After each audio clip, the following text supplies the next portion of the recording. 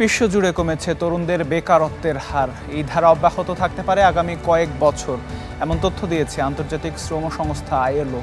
সংস্থাটিতে প্রকাশিত প্রতিবেদন বলছে, গেল 15 বছরের সবচেয়ে বেকারত্ব কম ছিল 2023-এ। তবে সব অঞ্চলে বেকারত্ব কমার এই হার সমান নয়।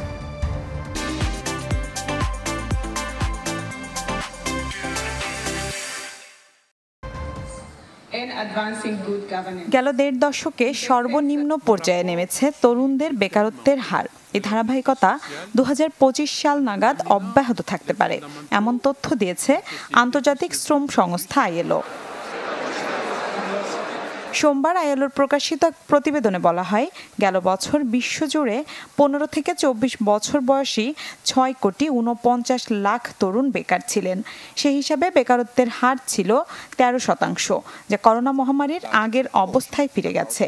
চলতি ও আগামী বছর এই হার আরও কমে 12.8% নামতে পারে বলেও জানায় সংস্থাটি। তবে দুর্বল অর্থনৈতিক প্রবৃদ্ধির কারণে এতে এশিয়ার দেশগুলো পিছিয়ে রয়েছে বলে প্রতিবেদনে উঠে আসে। আইএলওর প্রতিবেদন অনুযায়ী গেল বছর আরব দেশগুলো, পূর্ব এশিয়া, দক্ষিণ পূর্ব এশিয়া ও প্রশান্ত মহাসাগরীয় অঞ্চলে তরুণদের মাঝে বেকারত্বের হার 2019 সালের চেয়ে বেশি ছিল।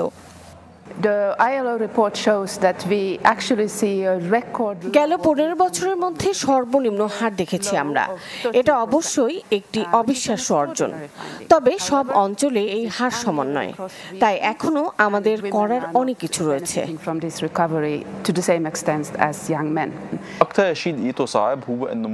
চাকরির বাজারের বৈষম্য ও বেকারত্ব গোটা বিশ্বের জন্যই অভিশাপ। অনেক তরুণী হতাশায় নিমজ্জিত হচ্ছে। এই কারণে যে ভবিষ্যতে ভালো জীবনযাপন করতে পারবো কিনা, এ থেকে উত্তরণ দরকার। জাতিসংঘের বিশেষায়িত এই সংস্থাটি বলছে, করোনা মহামারীর পর বৈশ্বিক অর্থনৈতিক প্রবৃদ্ধি ব্যাপকভাবে বেড়েছে, যা শ্রমবাজারে তরুণদের বেকারত্ব কমার ক্ষেত্রে বড় ভূমিকা রেখেছে। মিলা খন্দকার, চ্যানেল 24।